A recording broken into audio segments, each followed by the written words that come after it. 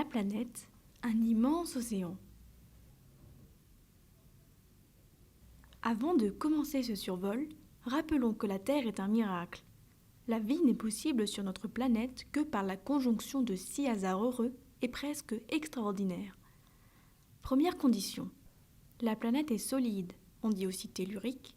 Beaucoup de planètes comme Jupiter sont gazeuses.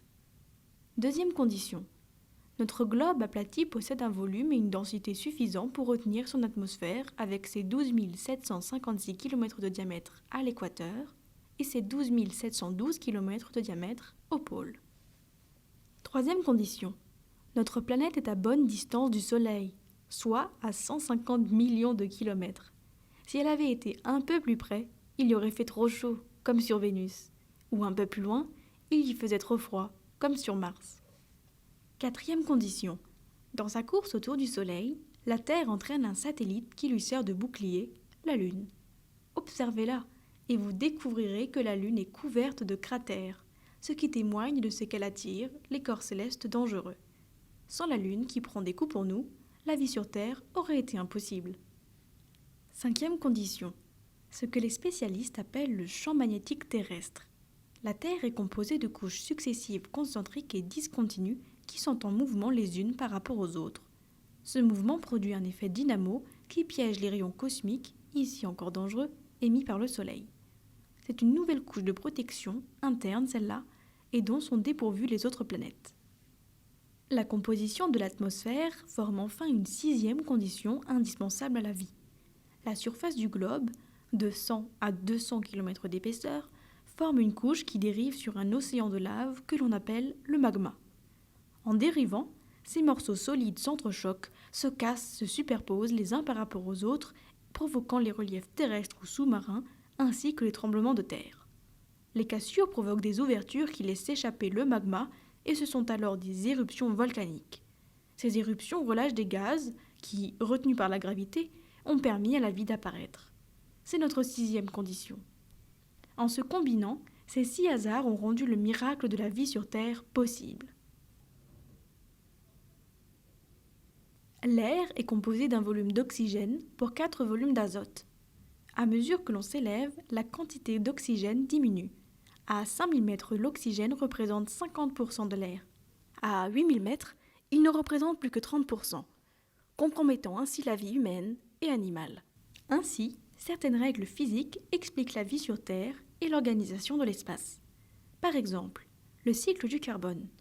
Les plantes absorbent le gaz carbonique, qui est un poison pour nous, et rejettent l'oxygène, qui nous est vital.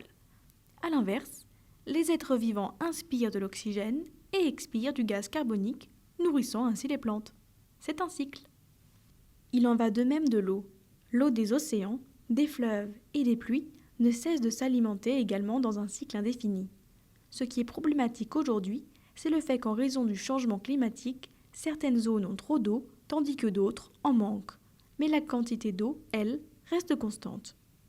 L'eau est essentielle à la vie, et la Terre, que l'on surnomme la planète bleue, aurait dû s'appeler la mer, puisque 70% des 510 millions de kilomètres carrés du globe est recouvert d'eau. C'est d'abord de l'eau que l'on voit en observant un globe terrestre. Manipuler un globe n'est jamais une perte de temps. En le faisant, on comprend que l'on peut aller plus rapidement de Paris à Tokyo en passant par le nord que par le sud, et ceci grâce à la rotondité de la Terre. En observant la planète dans son ensemble, on constate également qu'elle est partagée en 2 fois 2 espaces. Premier découpage, entre un hémisphère nord plein et un hémisphère sud vide. Au nord de l'équateur, la Terre est plus étendue qu'au sud. L'Eurasie est plus large et plus long que ne le sont l'Asie et l'Afrique. Même remarque pour l'Amérique du Nord par rapport à l'Amérique du Sud. Au sud, l'Afrique ou l'Amérique forment des péninsules qui s'avancent dans la mer en se rétrécissant. Au nord, la Terre touche le pôle, alors qu'au sud, la Terre s'arrête loin du pôle. Second découpage, celui qui distingue non plus sud et nord, mais est et ouest, Pacifique d'Atlantique. Il est facile de voir que, contrairement à ce que les journalistes nous expliquent, le Pacifique ne sera jamais le centre du monde, qui se trouve plutôt vers l'Iran. Et ceci car le Pacifique est un désert océanique qui couvre plus d'1 tiers de la planète. L'océan Pacifique représente en largeur 2 fois l'océan Atlantique. Il y a donc là encore une partie pleine et une partie vide. Observer un globe terrestre, c'est aussi prendre conscience de l'importance et de la diversité des pôles. Il suffit de comparer les deux pôles pour que leurs différences sautent aux yeux. Le pôle Nord est une sorte de Méditerranée, tandis que le pôle Sud est un continent. Le pôle Nord, ou Arctique, est un océan entouré de terre. Canada, Alaska, Sibérie, Scandinavie. Méditerranée du Nord, bordée par l'océan glacial arctique. Cette Méditerranée est gelée. La banquise recouvre la mer même l'été, y rendant la navigation difficile. En hiver, la glace, en rejoignant les côtes, immobilise les bateaux. Les températures oscillent sur les côtes entre moins 30 degrés l'hiver et 1 ou 2 degrés, ce qui libère une partie de la voie navigable. Avec le réchauffement, ce que l'on appelle le passage du nord-ouest au nord du Canada se libère progressivement, raccourcissant de 7000 km le passage entre l'Atlantique et le Pacifique.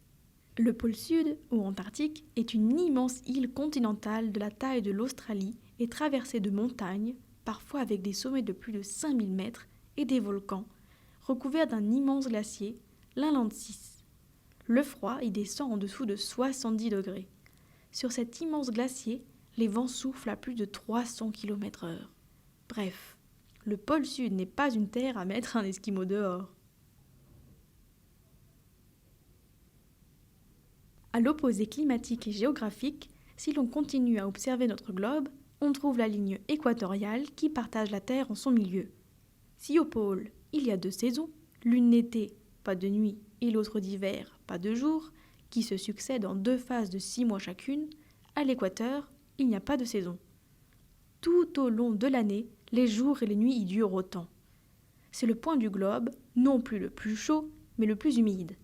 Cette humidité, 50%, combinée à une température élevée, 30 degrés, rend cette zone peu propice à la vie humaine et à l'inverse très favorable aux végétaux, bactériens, insectes et autres reptiles qui y grouillent. Pour comprendre le mouvement des saisons, il faut donc tenir compte de la durée et de l'axe de rotation de la Terre par rapport au Soleil, mais aussi de la rotation de la Terre sur elle-même, suivant un axe qui passe par les pôles. La planète tourne simultanément sur elle-même et autour du Soleil en décrivant une ellipse. La Terre possède un axe de rotation autour du Soleil un peu penché qui n'expose pas toujours les mêmes faces de la même façon vers le Soleil. Ceci explique le fait que lorsque l'hémisphère nord est plus exposé au Soleil, cela correspond à une moindre exposition de l'hémisphère sud, et inversement. Les pôles influencent le climat. Les pôles pulsent de l'air froid, comme un climatiseur. De son côté, l'équateur est à la fois un chauffage et un vaporisateur. De l'humidité chaude est pulsée dans l'air et remonte vers le nord en tournant grâce à la rotation de la Terre. Cet air chaud, humide, s'assèche en remontant dans l'atmosphère et retombe sous forme de haute pression aux tropiques. Ces hautes pressions, atmosphère sèche, génèrent des déserts. C'est l'inverse pour les basses pressions, synonyme de précipitation. L'amplitude des températures sur la surface du globe est ainsi considérable et n'est pas également favorable à la vie sur la Terre. Il peut faire plus de 50 degrés dans le Sahara et moins 70 degrés au pôle Sud. La population humaine se concentre ainsi partout dans des zones tempérées, sur les côtes ou dans des régions d'altitude équatoriale ou tropicale. La combinaison de la position sur le globe terrestre et de l'altitude offre ainsi une première série de causes pour expliquer le climat. Mais le climat varie aussi en fonction des époques. Pour le comprendre, il faut distinguer des cycles glaciaires, cycles longs, et des cycles interglaciaires, cycles courts. Les cycles longs de glaciation durent 80 000 ans, tandis que les cycles courts de réchauffement durent 40 000 ans. Durant 80 000 ans, la planète est plus froide de 4 ou 5 degrés. La banquise descend jusqu'à Lille, Boston ou Pékin. On peut passer d'Asie en Amérique à pied et de France en Angleterre. Pas de Pas-de-Calais. La température moyenne à la surface de la Terre est de 7 degrés. Pendant les cycles de réchauffement de 40 000 ans, la température moyenne remonte jusqu'à 12 degrés.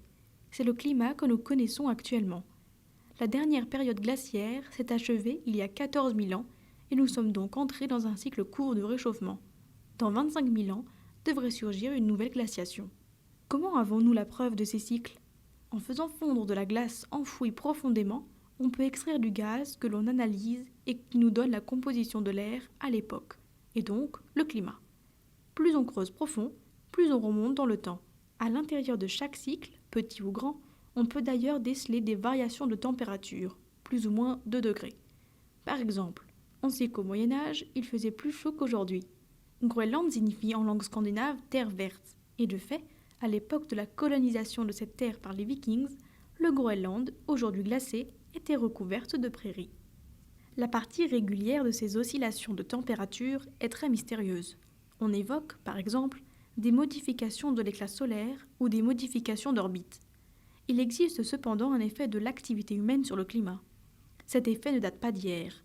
L'apparition de l'agriculture au néolithique avait élevé la quantité de méthane dans l'air. L'industrialisation de la planète a accru la quantité de CO2 présente dans l'atmosphère. Mais est-ce que cette activité humaine va réchauffer ou refroidir la Terre ? Le sujet est plus complexe que les médias le laissent à penser.